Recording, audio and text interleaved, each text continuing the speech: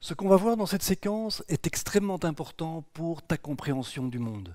Il s'agit de la loi de Newton, comme tu peux le voir. C'est ce qu'on appelle également des fois la deuxième loi de Newton, pour des raisons qui apparaîtront plus tard dans cet exposé. Donc tu as compris, c'est une loi qui est due à Isaac Newton, et c'est une loi qui exprime tout simplement le lien qu'il y a entre force et mouvement. Le lien entre force et mouvement, c'est une thématique qu'on a déjà vue au travers des travaux de Galilée avec le principe de relativité et le principe d'inertie. Et en fait, les travaux de Newton s'inscrivent en continuité directe avec les travaux de Galilée. Et ça, c'est quelque chose qui, quelque part, de manière assez curieuse, est inscrit dans les dates de l'histoire, puisque c'est l'année de mort de Galilée, en 1642, qu'est né le petit Isaac Newton en Grande-Bretagne. Alors voilà, avant de passer à la démarche de Isaac Newton, donc sur base des travaux de Galilée, je vais te rappeler un petit peu ce que Galilée a apporté à propos du lien entre force et mouvement. Alors rappelle-toi, tout part du modèle d'Aristote du mouvement, qui date plus ou moins du IVe siècle avant Jésus-Christ, et qui dit que pour avoir un déplacement, c'est-à-dire pour avoir une vitesse, il faut appliquer une force à un objet. C'est la loi qui est symbolisée ici. Pour avoir un mouvement, pour avoir de la vitesse, donc, il faut une force. C'est la loi de proportionnalité qu'on obtient ici. Alors Galilée a montré que ceci était tout simplement pas vrai. Il suffit d'éliminer les frottements. On a ici une petite bille en suspension magnétique. Ici, rappelle-toi les expériences de la pensée qu'on avait faites. Cette bille peut avancer absolument sans force. S'il n'y a pas de frottement, il n'y a pas besoin de force. Cette loi est fausse. Et la bille ici avance en mouvement rectiligne uniforme. Donc le mouvement rectiligne uniforme peut exister absolument sans force. Ça montre que le mouvement existe en l'absence de force. C'est la première chose que Galilée a montré. Alors sur cette base-là, puisqu'il n'y a pas de force sur un objet en mouvement, quand on fait une expérience ici dans ce vaisseau spatial, l'expérience de chute de la balle ici, est tout à fait comparable à celle qu'on fait à la surface de la Terre. Ici, ces deux expériences sont tout à fait semblables. Ce qui est vécu dans un référentiel ici est la même chose que ce qui est vécu dans le référentiel de la Terre. C'est le principe de relativité. On peut très bien considérer que c'est le vaisseau qui est au repos et que c'est la Terre ici qui recule vers la gauche. Alors, on a donc utilisé la notion de référentiel inertiel. L'expérience de la chute de la balle dans le référentiel du vaisseau est exactement la même que l'expérience de la chute de la balle dans le référentiel de la Terre. Donc c'est cette notion de référentiel inertiel qui apparaît. Alors, inertiel, ça veut dire que si l'objet reste inerte dans son référentiel, une fois qu'il est dans son référentiel, si on n'exerce pas de force sur cet objet, si lui-même n'exerce pas une force vers l'extérieur, il va tout simplement rester dans ce référentiel. C'est ce qu'on voit apparaître ici. C'est le principe d'inertie de Galilée. Alors, si on peut bien sûr quitter un référentiel, à condition bien sûr d'exercer des forces. On sort de la notion donc d'inertie. L'objet n'est plus inerte, c'est ce qui va se passer maintenant. Le référentiel peut quitter, le vaisseau a quitté le référentiel ici dans lequel il était en exerçant des forces ici avec ses réacteurs. Les forces vers l'arrière ici ont permis au vaisseau spatial de quitter le référentiel dans lequel il était pour adopter le référentiel de la Terre. Ceci était montré avec le freinage, mais on peut bien sûr le montrer avec le démarrage. Voilà le référentiel que le vaisseau va rejoindre. En allumant ses moteurs, cette fois-ci c'est indispensable, il doit exercer une force pour changer de référentiel. C'est le principe d'inertie. Voilà, le principe d'inertie, donc finalement, on peut exprimer de deux manières. D'une part, le mouvement ne nécessite pas de force, on l'a vu, le mouvement rectiligne uniforme en particulier, ne nécessite pas de force. Ce qui ne veut pas dire qu'il n'y a pas de lien, bien sûr, entre mouvement et force. C'est ce que Galilée a montré avec le principe d'inertie, puisque si on exerce une force, on peut changer de référentiel, on peut changer de vitesse, on peut donc accélérer. La force engendre l'accélération. Ceci est véritablement, je dirais, l'héritage scientifique avec lequel le petit Isaac Newton donc a grandi. Alors voilà, hein, on a affaire à Isaac Newton, maintenant à l'âge adulte. Isaac Newton était un personnage tout à fait étonnant, hein. Il était extrêmement intelligent, extrêmement brillant, probablement un des hommes les plus intelligents que l'humanité ait connu. Et voilà, il était aussi extrêmement sensible, il était anxieux, hein, c'était quelqu'un d'hypocondriaque, hein, c'est-à-dire qu'il pensait avoir des maladies, il avait peur de mourir avec des maladies. Voilà, il était hypocondriaque, anxieux, il était aussi extrêmement myope. Voilà, il avait aussi des comportements étonnants, hein, il était extrêmement distrait par exemple, il était d'une distraction maladive, hein, ce qui lui causait pas mal de problèmes.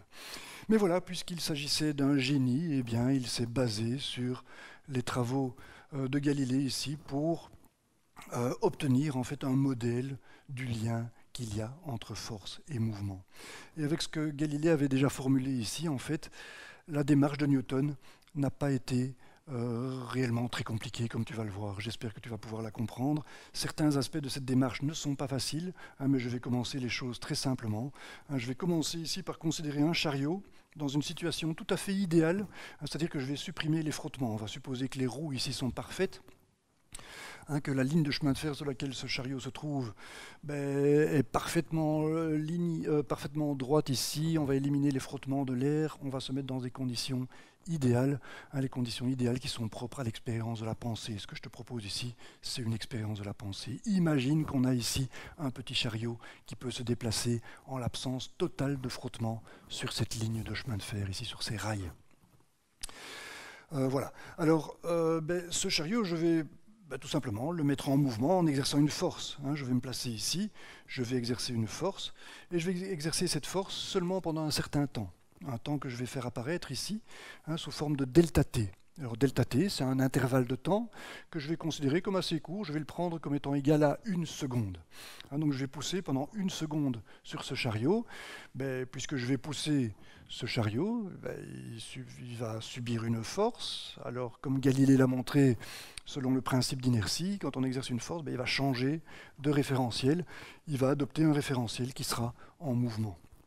C'est donc ce que je vais faire, je vais appuyer ici avec une certaine force pendant un temps delta t de 1 seconde. Hein, voilà qui est fait, voilà, et maintenant le chariot avance dans son référentiel avec une certaine vitesse. Alors pour appliquer ce temps delta t, parce que je vais répéter l'expérience comme ça un certain nombre de fois, tu vas voir, je ne vais pas toujours me déplacer pour le pousser à la main, je vais introduire ici un petit réacteur ici qui va permettre d'exercer une force pendant un temps donné, hein, qui sera toujours ce temps delta t ici, d'une seconde, en tout cas pour le moment. Et donc voilà, hein, je vais refaire la même expérience maintenant je ne vais plus me déranger. C'est le moteur qui va le faire, tu vas voir, il va s'allumer pendant 1 seconde, ça va mettre le petit chariot en mouvement, et il va donc adopter son mouvement rectiligne uniforme, une fois donc qu'il a été accéléré. Alors ce que je te propose maintenant, c'est d'analyser cette situation en termes de référentiel. Hein. On a ici un chariot qui se trouve à l'arrêt à la surface de la Terre. Il est donc dans le référentiel de la Terre, ce que je vais appeler ici R0, 0 pour vitesse nulle, hein, à la vitesse de la Terre. C'est dans ce référentiel-là qu'on va commencer nos expériences. Donc voilà, je suis dans le référentiel de la Terre R0, et je vais exercer la force grâce au réacteur pendant 1 seconde, pendant le temps delta t, pour rejoindre le référentiel R1, qui avance donc à une certaine vitesse par rapport à R0. Hein, donc j'ai calibré la force ici donnée par le réacteur et le temps delta t de manière à ce que le chariot ici rejoigne ce référentiel, ce que je fais sans tarder, voilà qui est fait. La force a été exercée pendant 1 seconde. Alors voilà, on va représenter ce qui s'est passé, hein. On a eu une variation de la vitesse, on est passé de la vitesse nulle ici, hein. Quand on était dans R0, on était à la vitesse nulle ici, et au bout du temps delta t, la vitesse a évolué bien sûr, maintenant le chariot avance toujours à la même vitesse, à une vitesse, hein, qui a évolué ici jusqu'à la vitesse delta v. Alors delta v, je l'appelle comme ça, hein, parce que c'est un accroissement de vitesse. Hein, tu vas voir, je vais répéter cette opération, donc il y aura chaque fois un accroissement de vitesse. Correspondant à l'intervalle de temps ici, j'aurai chaque fois un accroissement de vitesse. Alors je suis passé de 0 à delta v sur le temps delta t. Ok. Alors tu vois ici que j'ai mis une variation linéaire, une petite ligne ici qui montre comment la vitesse a évolué de 0 à delta v sur le temps delta t. Mais ça, je ne peux pas le faire en réalité parce que je ne sais pas comment la vitesse a augmenté. Comment est-ce qu'on peut savoir comment la vitesse a évolué ici une fois qu'on a allumé le moteur? Il n'y a absolument rien qui dit que la vitesse évolue comme ceci, selon une petite droite. Qu'est-ce qui dit que je ne suis pas passé par une courbe plus compliquée, comme celle-ci par exemple? Je ne peux pas répondre à cette question. Il faut bien comprendre ici que je vais suivre une démarche scientifique qui m'oblige en fait à me poser cette question. Comment est-ce que la vitesse a évolué de 0 à delta t ici? Je ne sais pas répondre. Et je mets cette courbe ici, pas pour dire que ça va ressembler à ça, la manière dont la vitesse évolue, et cette courbe-là, non, au contraire, si je mets cette courbe un petit peu de n'importe quelle forme, c'est parce que je reconnais que je ne sais pas comment la vitesse a évolué. Et c'est de bien capter ça, c'est vraiment ici que les choses risquent d'être difficiles à comprendre. Mais bref, donc pour le moment, c'est pas trop compliqué. Tout ce qu'on sait, c'est que la vitesse a évolué de 0 à delta v sur le temps delta t. Quelle que soit la manière dont ça se passe, on sait que le delta v, il est acquis au bout du temps delta t. Ok, donc prends-le comme ça pour le moment, ça va être relativement simple pour le moment. Donc voilà, qu'est-ce que je sais? Je sais qu'après le temps delta t, le moteur s'est éteint et donc j'ai ici un mouvement rectiligne uniforme qui veut dire que la vitesse est constante. Je suis donc à la vitesse delta v tout le temps. Quand le temps évolue ici, je reste à la vitesse delta v. Et cette situation-là, je vais la représenter ici. Je suis à la vitesse delta v. Je suis dans le référentiel R1, rappelle-toi, le référentiel R1 est le référentiel que le chariot a rejoint grâce à l'application de la force sur le temps delta t. C'est donc le référentiel qui avance à la vitesse delta v par rapport à la Terre. C'est pourquoi la Terre maintenant avance ici vers la gauche, à la vitesse delta v bien sûr vers la gauche. Ok, donc voilà, je suis ici dans une situation qui est en fait tout à fait comparable à la situation de départ, c'est-à-dire que je suis à l'arrêt dans le référentiel R1. Et on voit maintenant l'intérêt, bien sûr, de cette notion de référentiel. Qu'est-ce qu'on peut dire, ce chariot? Il est à l'arrêt ou il est en mouvement? Les deux. Il est à l'arrêt par rapport au référentiel R1 et il est en mouvement par rapport à la Terre, comme tu peux le voir. Et donc on voit qu'ici, quand on parle de vitesse, il y a intérêt à dire de quel référentiel il s'agit. On parle ici de vitesse par rapport à quel référentiel? Si je dis que le chariot a une vitesse delta v, clairement, c'est la vitesse qu'il a maintenant, après l'application de la force. Ce delta v, c'est certainement pas la vitesse dans le référentiel R1, c'est la vitesse par rapport au référentiel de la Terre, bien sûr, le référentiel de départ, le référentiel R0, et donc ça, je dois le mettre. Je dois dire que je parle ici dans le référentiel R0. La vitesse est delta v dans le référentiel de la Terre. On est parti de la vitesse nulle par rapport à la Terre, on a acquis la vitesse delta v. Par contre, dans le référentiel R1, je suis bien à vitesse nulle. Le chariot est dans son référentiel, il est au repos dans son référentiel, je suis à vitesse nulle. Et maintenant, ce que je te propose, une fois que ceci est clarifié, c'est de recommencer l'expérience. Je vais recommencer l'expérience, je vais réallumer le moteur ici pendant 1 seconde, et je vais donc passer de la vitesse 0 à la vitesse delta v. Je vais reproduire l'expérience que j'ai faite ici à partir du référentiel R0. Mais je pars cette fois-ci du référentiel R1. À vitesse nulle dans ce référentiel. Et n'oublie pas que Galilée nous a appris que les référentiels inertiels sont équivalents. Donc l'expérience que je vais faire maintenant en allumant le moteur est en tout point identique à l'expérience que j'ai faite dans le référentiel de la Terre. Et donc les choses seront très claires. Je vais allumer le moteur de manière à rejoindre le référentiel R2 qui avance à la vitesse delta v, comme tu as pu le voir, par rapport au référentiel R1, de manière à reproduire exactement la même expérience ici, dans le référentiel R1 cette fois. Et donc voilà, je vais le faire. J'allume le moteur pendant 1 seconde et je vais représenter ici le graphe de la vitesse. À un moment donné, j'ai rallumé le moteur pendant le temps delta t et donc j'ai eu une croissance de la vitesse. De nouveau, comme tu vois ici, avec une courbe que je suppose ne pas connaître. Je l'indique pour dire qu'il y a une évolution de la vitesse, je suis bien obligé de mettre quelque chose, mais je dois reconnaître que je ne connais pas cette courbe. Je ne sais pas comment c'est. L'intuition dirait que c'est une simple courbe linéaire, on verra que c'est le cas, mais pour le moment, je répète, on est dans une démarche scientifique, je ne sais pas ce que je dois mettre ici comme courbe. Donc voilà, on est bien d'accord que j'ai répété ici l'expérience qu'on avait faite ici. Je suis passé de 0 à delta v tout à l'heure à partir du référentiel R0 et je passe maintenant de 0 à delta v bien sûr dans le référentiel R1. Alors bien sûr, Ça va correspondre maintenant à partir du référentiel R0 ici, par rapport au référentiel R0, je fais maintenant une vitesse qui est de delta V plus delta V, bien sûr. J'ai agrandi la vitesse de 2 fois delta V. Hein, ce que je peux mettre ici tout de suite, la vitesse qu'on acquiert ici, eh bien, c'est simplement 2 delta V. Je la représente dans le référentiel R2 maintenant, le chariot est dans son référentiel R2 à la vitesse qui est bien plus grande maintenant, c'est la vitesse de delta V qui est là. Delta V ici, delta V ici. C'est la vitesse que le chariot a maintenant par rapport au référentiel de la Terre.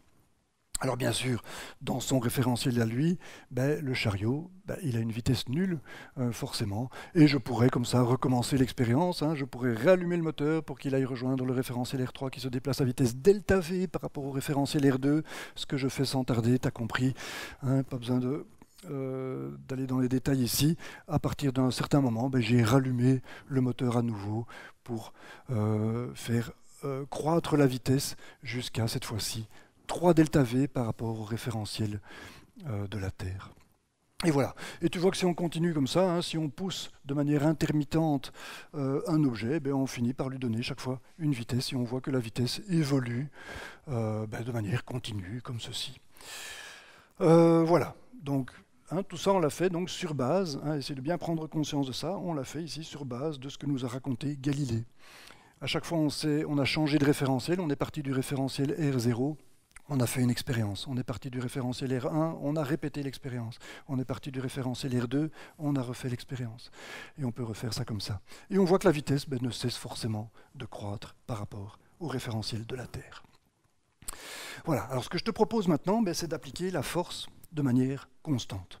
Plutôt que de m'arrêter chaque fois ici, je vais appuyer ici sur le chariot avec ce petit réacteur de manière tout à fait constante.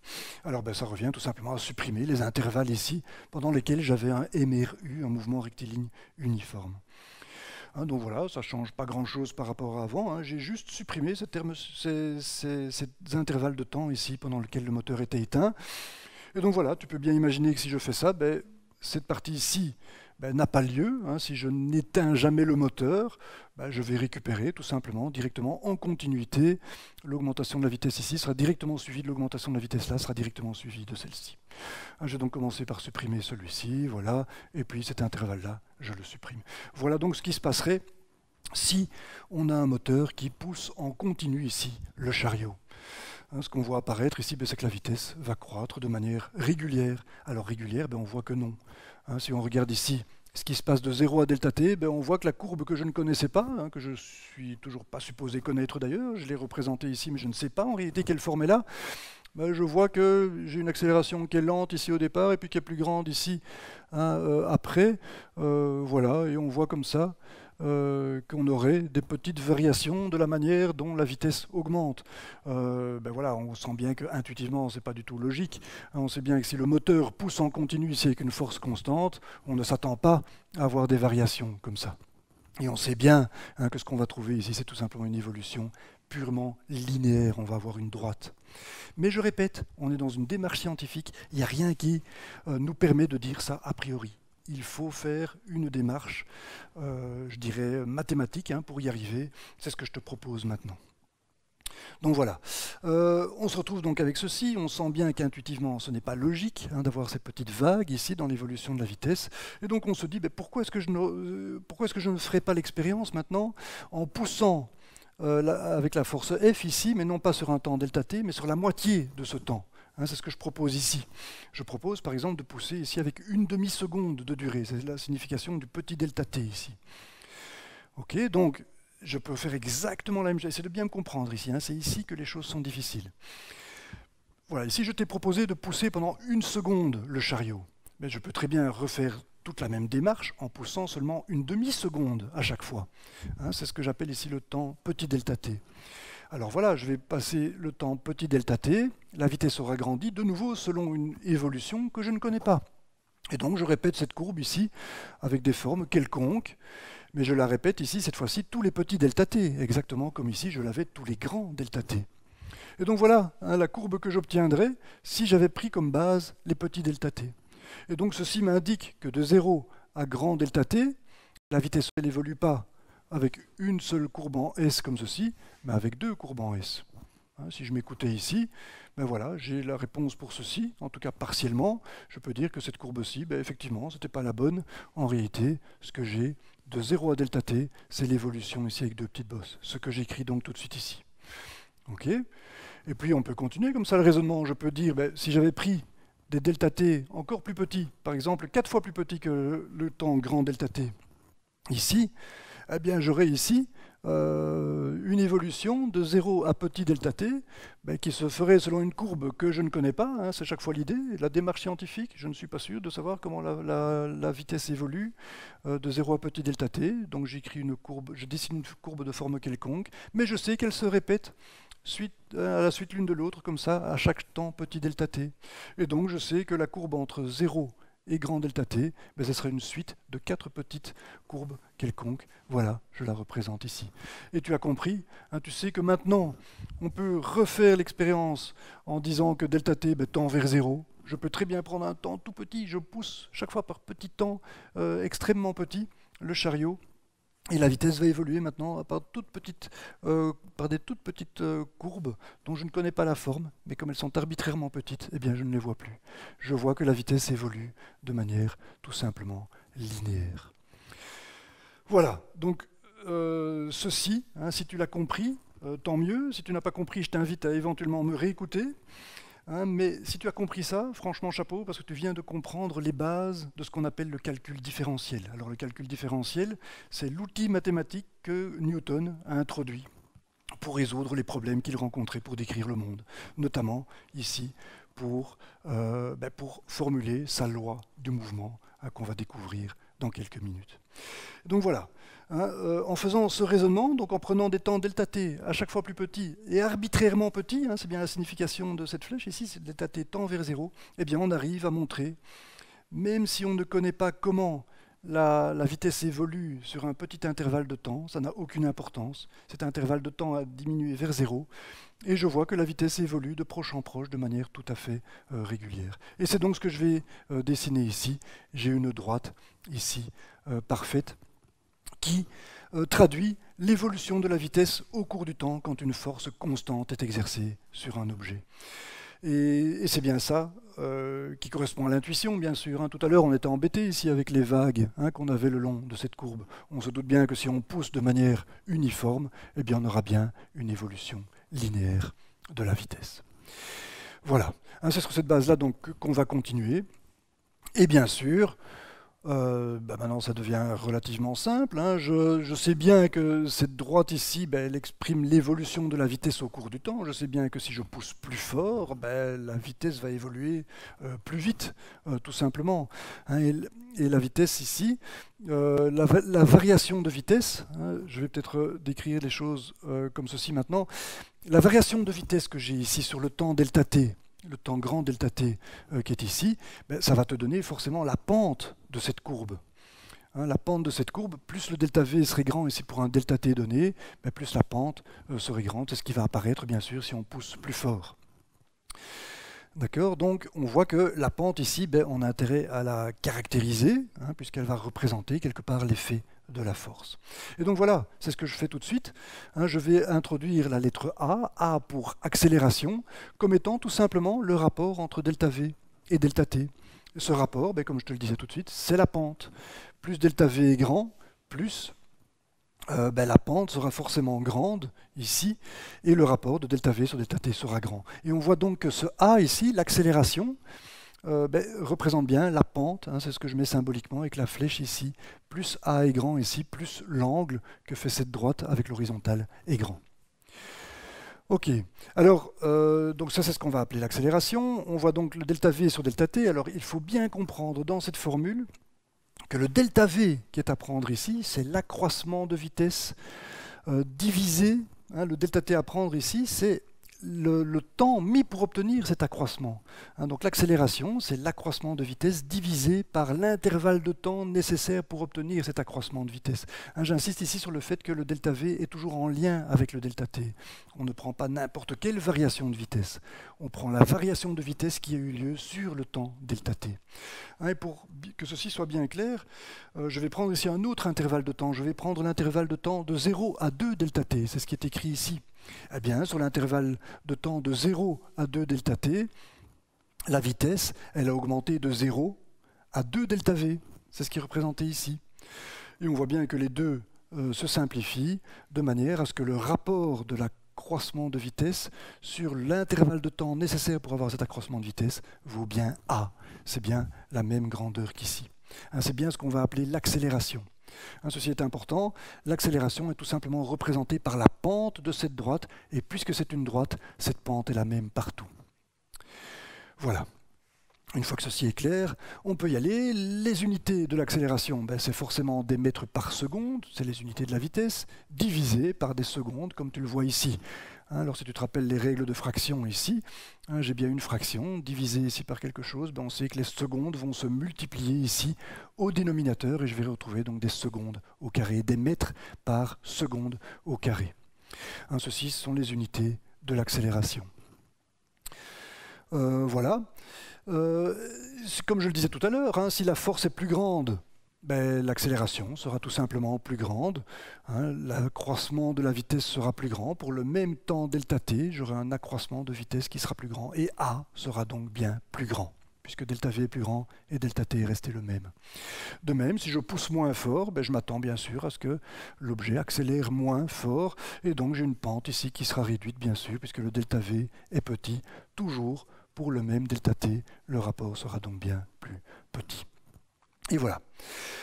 Et donc, on voit que l'accélération ici apparaît quelque part comme une mesure de la force. Et ce que Newton a proposé, c'est de dire que la force est proportionnelle à l'accélération. Rappelle-toi de ce que Galilée avait dit, la force, dans son principe d'inertie, engendre le changement de référentiel, c'est-à-dire provoque la modification de la vitesse. C'est ce que Newton propose de traduire avec l'accélération.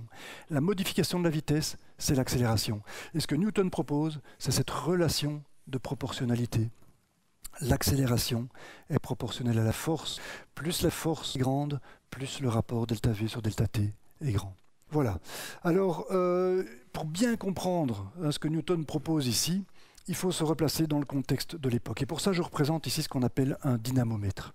Essaye d'imaginer comment on pouvait modéliser, comment on pouvait se représenter ce qu'était une force à l'époque de Newton. C'est quelque chose qui n'est pas du tout évident. Qu'est-ce que c'est qu'une force ? Tu peux appuyer sur un objet, oui, tu sens que tes muscles travaillent, tu sens une certaine sensation au niveau de la main, mais ça reste quelque chose d'invisible finalement. Une force est quelque chose d'invisible. L'expérience d'une force finalement se limite à certaines sensations. C'est quelque chose de très abstrait, une force. Alors voilà, on avait peu de choses pour rendre la notion de force une notion, pour la rendre concrète, cette notion de force. Mais voilà, donc les manifestations de la force, c'est clairement le mouvement comme on vient de le voir ici, mais on a aussi d'autres manifestations de la force, une manifestation de la force qui serait des déformations. C'est pourquoi je propose le dynamomètre ici. Alors le dynamomètre, c'est un ressort, comme tu vois ici, j'ai un ressort qui est maintenu par une tige. Au milieu de ce ressort, en fait, tu as une tige qui passe et qui vient retenir ici son extrémité inférieure. L'extrémité inférieure ici est bloquée. Donc si je viens tirer ici sur le crochet, je viens tirer ici sur la gaine, qui retient le ressort ici par le haut, qui pousse sur le ressort dès que je tire ici sur ce cylindre, cette espèce de gaine du ressort, ce sera un cylindre qui vient pousser sur l'autre extrémité du ressort et qui vient donc le comprimer, ce ressort.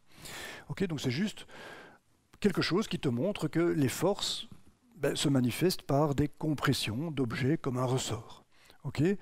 Donc voilà, je vais retenir ici cette extrémité-là, je vais tirer ici sur le cylindre qu'il y a autour du ressort de manière à comprimer le ressort à partir de là, voilà qui est fait.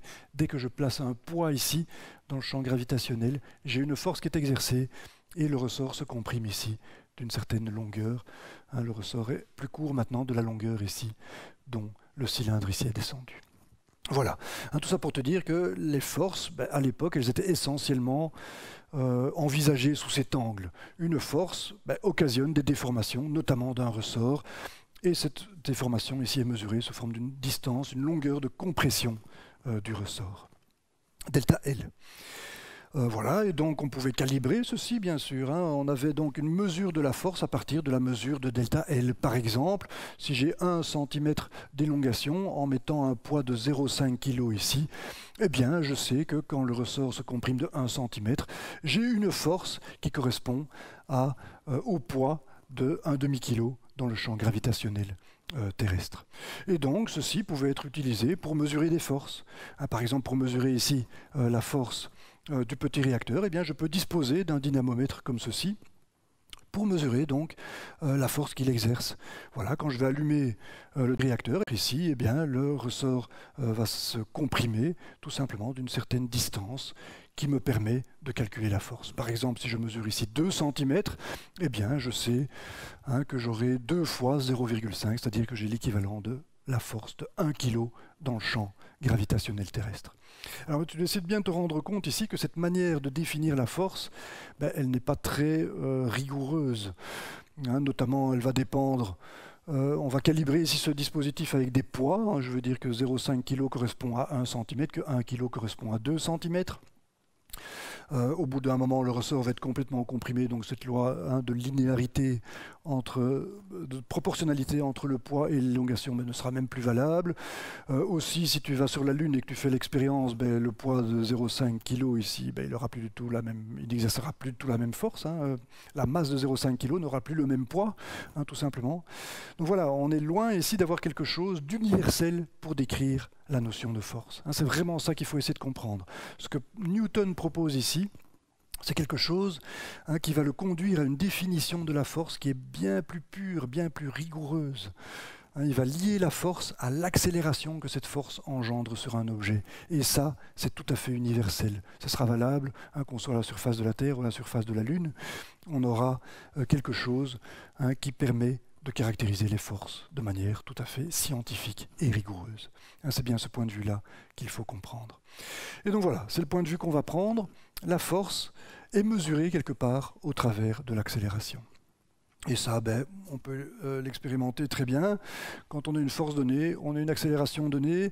Et si maintenant je double la force en doublant le nombre de réacteurs, voilà, je suis passé de 1 à 2 réacteurs, j'ai donc bien 2 fois la force. Eh bien, l'expérience montre qu'effectivement, quand on double la force, l'accélération est doublée, comme tu peux le voir. Le chariot s'en va plus vite. Quand je double la force, je double l'accélération. C'est ce que Newton propose. Ça correspondait bien sûr à l'expérience. Ceci est une loi qu'on peut caractériser d'expérimentale. Voilà.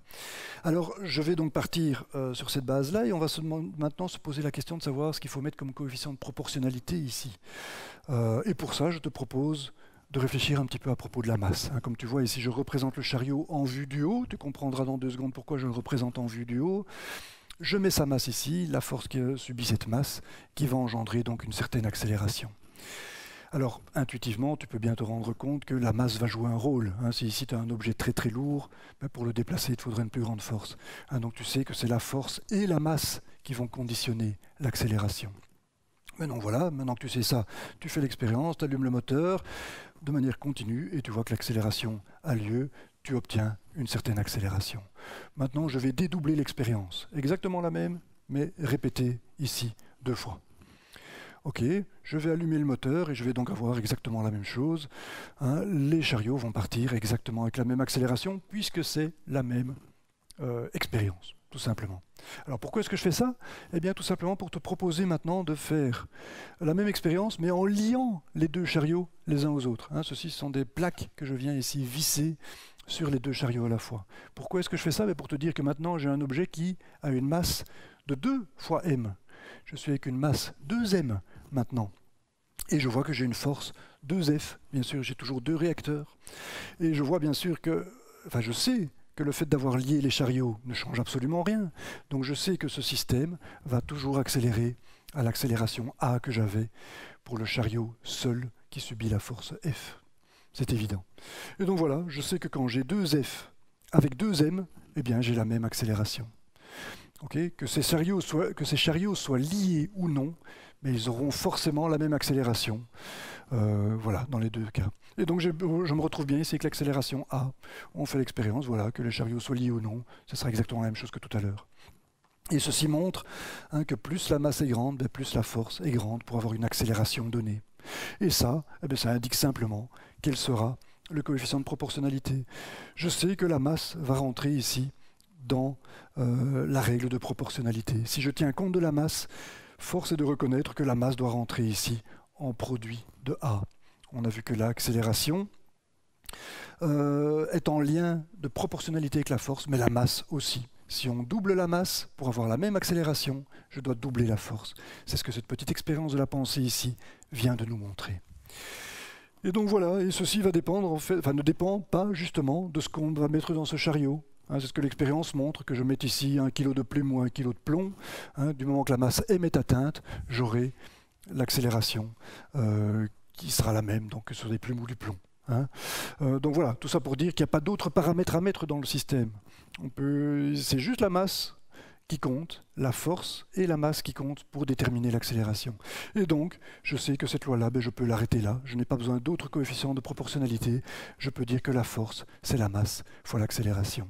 Et ça, eh bien, c'est ce qu'on appelle la loi de Newton.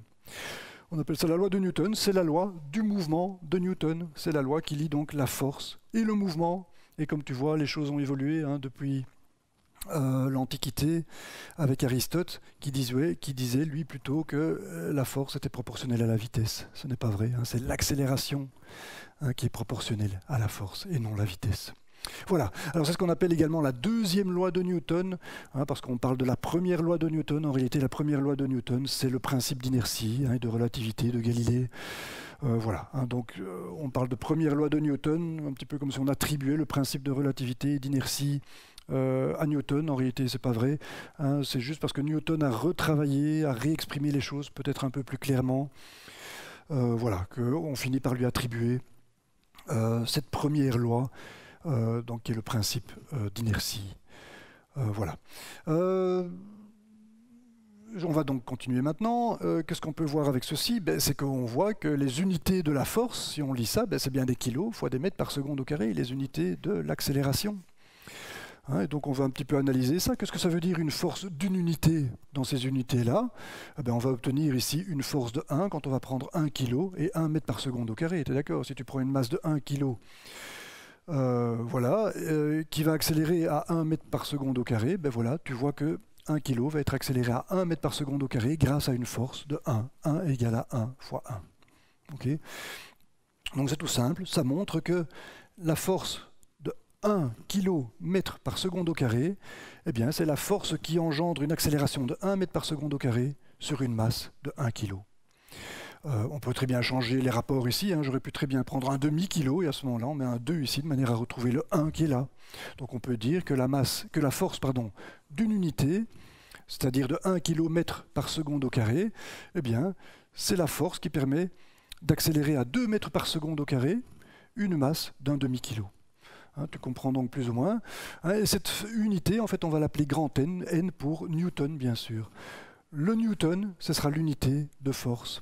Et on voit que 1 newton, c'est tout simplement 1 kg fois 1 mètre divisé par des secondes au carré.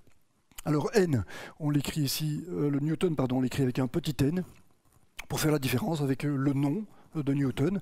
Ceci est le nom de l'unité qu'on a donné en hommage à Newton, bien sûr. Alors, sous forme abrégée, ici on mettra grand N, mais si on écrit l'unité en entier, on écrira petit n ici, Newton avec un petit n.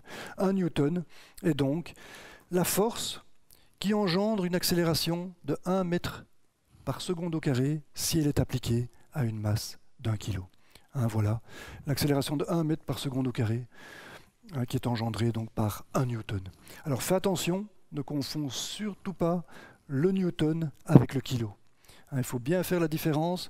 1 newton n'est pas 1 kilo. Tout d'abord parce que le newton c'est une unité de force et le kilo c'est une masse. Ce n'est pas la même chose comme tu peux le voir. Tu vois bien que masse, la masse, c'est le kilo, alors que la force, le newton, ici, c'est des kilos fois des mètres par seconde au carré. Donc ne confonds surtout pas les deux. Quand on dit 1 kilo, on a bien souvent tendance à confondre avec le kilo que pèse 1 kilo dans le champ gravitationnel terrestre. Ça, c'est vrai. On a bien une force qu'on va alors appeler 1 kg force. Mais en réalité, 1 kg force, c'est la masse d'1 kilo prise dans le champ gravitationnel terrestre qui est en fait un champ d'accélération. Et il se fait que l'accélération gravitationnelle, elle vaut à peu près 10 mètres par seconde au carré. Donc, on voit que 1 kg pèse 10 mètres par seconde au carré fois 1 kg, c'est-à-dire 10 newtons. Il faut faire très attention à ça. C'est pourquoi je mets ici, je représente le newton symboliquement avec le poids d'une pomme. Parce qu'en réalité, 1 newton est en fait le poids plus ou moins d'une pomme qui devrait peser en réalité 102 grammes. Je ne vais pas rentrer dans les détails ici. 102 grammes va correspondre dans le champ gravitationnel terrestre au poids de 1 newton. Voilà, donc fais bien attention à ça. 1 newton, c'est à peu près 1/10 de kilogramme force. C'est la force qui vaut 1/10 de fois la force exercée par 1 kilo dans le champ gravitationnel. Surtout, n'oublie pas ça, c'est très important. Voilà, c'est ici que se termine cet exposé. On a donc vu la loi du mouvement de Newton, ce qu'on appelle la deuxième loi de Newton, mais plus souvent la loi de Newton tout simplement. C'est la loi qui lie la force au mouvement au travers de l'accélération. Et on voit qu'il y a seulement la masse ici qui entre en ligne de compte. Alors cette loi, elle est toute simple, il faut le reconnaître. Pour la construire, ça n'a pas été si facile en réalité. On est passé à un moment donné par le calcul différentiel en fait. Et voilà, cette loi toute simple, eh bien, elle a été absolument révolutionnaire. Elle a permis de résoudre énormément de problèmes. À l'heure actuelle, on l'utilise tout le temps. Par exemple, ici, pour développer le train à grande vitesse, il est clair qu'on a eu besoin de cette loi pour pouvoir maîtriser une masse pareille qui évolue à plus de 300 km/h sur une voie ferrée. Il est clair qu'il faut connaître ce qu'on appelle les lois de la mécanique, sur laquelle, dont la loi de Newton est à la base. La loi de Newton est à la base de ce qu'on appelle la mécanique moderne. C'est grâce à cette loi qu'on est capable de maîtriser un train à grande vitesse, par exemple. Les voitures, c'est la même chose. Un moteur de voiture, ce sont des pièces mécaniques qui bougent, qui sont soumises à des forces, à des accélérations. Il est clair qu'on n'aurait jamais pu développer le moteur si on n'avait pas connu la loi de Newton. Même chose pour les avions, bien sûr. On a les réacteurs ici, les réacteurs qui fonctionnent d'ailleurs selon, on pourrait parler de la troisième loi de Newton à ce moment-là, on verra ça plus tard. Voilà, la troisième loi de Newton, en fait, qui se base forcément sur la deuxième loi de Newton et qui permet de faire s'élever cet avion dans les airs. C'est absolument extraordinaire. On peut donner bien sûr l'exemple de la fusée. La fusée ici, troisième loi de Newton, qui se base sur cette deuxième loi bien sûr. On a ici la robotique, les robots. Pour contrôler les bras de robots ici qui sont en train de construire cette voiture, il faut forcément connaître la loi de Newton. Il y a des forces terribles qui sont exercées ici sur ces bras mécaniques qui sont pilotés par des moteurs. Il est évident que la loi de Newton est omniprésente dans le monde des sciences et techniques, même de manière un peu plus légère ici, pour développer des attractions, comme ici une montagne russe. Oui, il faut des ingénieurs pour faire une montagne russe, il faut connaître la seconde loi de Newton pour pouvoir pour faire le design de cette montagne russe.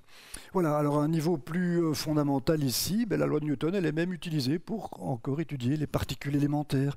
On voit ici des trajectoires de particules formées par des collisions dans les accélérateurs du CERN, où on voit ici l'accélérateur avec ici un détecteur autour, le détecteur qui donne des traces comparables à celle-ci.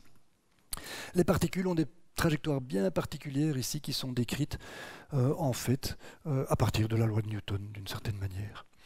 Donc voilà, tout ça est extrêmement important. Alors du temps de Newton peut-être, c'est peut-être là-dessus que je vais terminer. Newton, bien sûr, n'a pas connu toutes ces applications ici, mais il a néanmoins pu exploiter tout de suite sa loi, notamment pour mieux comprendre le système solaire. À partir de la Terre qui est ici, on pouvait observer les astres à l'époque, et les astres avaient des courses particulières dans le ciel, bien précises, qu'on pouvait observer. Tout ça était bien répétitif, mais c'était très très difficile à expliquer. On n'avait pas vraiment de modèle pour expliquer ça. Et grâce à sa seconde loi, Newton a pu développer la théorie qui permet d'expliquer la trajectoire des astres. Il a fait ça grâce aussi à la découverte de la loi de la gravitation universelle, qu'il a trouvée en fait à partir de sa seconde loi, donc la loi de Newton ici, F est égal à ma. Il a trouvé ça à partir de cette loi et du calcul différentiel qu'il a d'ailleurs développé et qu'on a utilisé également pour cette loi. Voilà, je ne vais pas rentrer dans plus de détails, mais c'est pour te dire que les choses ont été extrêmement importantes. Newton a eu un succès phénoménal.